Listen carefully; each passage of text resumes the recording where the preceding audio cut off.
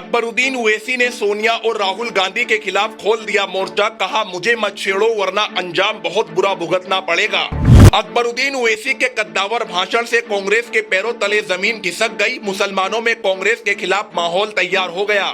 असदुद्दीन ओवैसी के खिलाफ राहुल गांधी का एक बयान और फिर जो अकबरुद्दीन ओवैसी ने किया उसने कांग्रेस का दिमाग हिला दिया है। हैदराबाद से सांसद असदुद्दीन ओवैसी के छोटे भाई अकबरुद्दीन ओवैसी ने राहुल गांधी और कांग्रेस को ऐसी खरी खोटी सुनाई जिसके बाद राजनीतिक गलियारों में माहौल गर्मा गया और राहुल गांधी को भी ये एहसास होने लगा, कहीं मैंने असदुद्दीन ओवैसी से गलत पंगा तो नहीं ले लिया है। अकबरुद्दीन ओवैसी ने राहुल और सोनिया गांधी को लेकर क्या कहा, इससे पहले ये जान लीजिए कि राहुल गांधी ने हैदराबाद में खड़े होकर असदुद्दीन ओवैसी को बीजेपी का एजेंट बताया था और कहा था कि असदुद्दीन ओवैसी नफरत की राजनीति करते हैं और बीजेपी और उनमें कोई अंतर नहीं है, बल्कि वे तो बीजेपी के लिए पूरी तरह से काम कर रहे हैं। जैसे ही ये बयान राहुल गांधी ने दिया तो इधर असदुद्दीन ओवैसी और अकबरुद्दीन ओवैसी ने इसका मुंहतोड़ जवाब देने की पूरी स्क्रिप्ट तैयार कर ली और फिर राहुल गांधी और कांग्रेस को सबक सिखाने के लिए अकबरुद्दीन ओवैसी मैदान में उतर गए और अपने कद्दावर अंदाज में कहने लगे, हमें मत छेड़ो, हमारे सामने टिक नहीं पाओगे।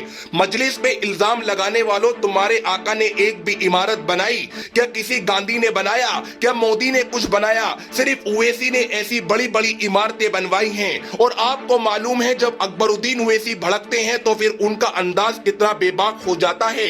इसलिए वे बार बार कह रहे थे कि हमें छेड़ने की कोशिश मत करो वरना अंजाम बहुत बुरा होगा। अकबरुद्दीन ओवैसी इतने गुस्से में नजर आए, उन्होंने सोनिया गांधी को भी नहीं छोड़ा और पूरे गांधी परिवार की क्लास लगाने लगे और कहने लगे, तुम हमसे पूछते हो ओवैसी कहां से आए हैं? मत छेड़ो मुझे कांग्रेस के गुलामों, मैं तुमसे पूछना चाहता हूं तुम्हारी अम्मा कहां से आई है? इनके खुद के पास खुद का कुछ नहीं है, इनके पास इटली वाले रोम वाले हैं, बस सब कुछ बाहर से लाते हैं। ये लोग बाहर वालों पर मोहताज हैं और हमारी मोहताजी तो सिर्फ अल्लाह ताला पर है। असदुद्दीन ओवैसी ने राहुल गांधी को खुला चैलेंज देते हुए कहा है, कांग्रेस बस बड़ी बड़ी बातें करती है, अगर राहुल गांधी में हिम्मत है तो हैदराबाद से चुनाव लड़कर दिखाइए। मैं राहुल गांधी के खिलाफ लड़ने के लिए पूरी तरह से तैयार हूं।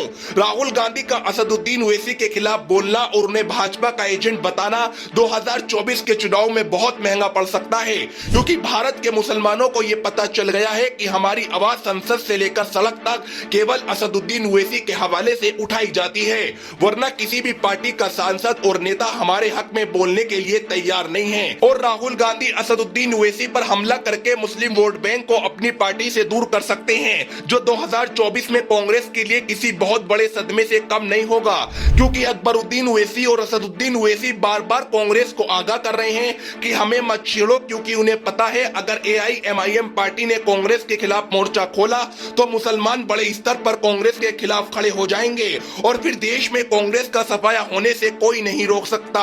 असदुद्दीन ओवैसी के खिलाफ राहुल गांधी का बयान 2024 के चुनाव में कांग्रेस को बहुत बड़ा नुकसान पहुंचाएगा, या फिर राहुल गांधी अपनी रणनीति को बदलकर असदुद्दीन ओवैसी को फिर अपने पाले में करने की कोशिश करेंगे? क्या मुस्लिम वोट बैंक को हासिल करने के लिए असदुद्दीन ओवैसी को राहुल गांधी इंडिया गठबंधन में शामिल करने की रणनीति पर काम कर रहे हैं? आपको क्या लगता है? कमेंट में अपनी राय दे सकते हैं।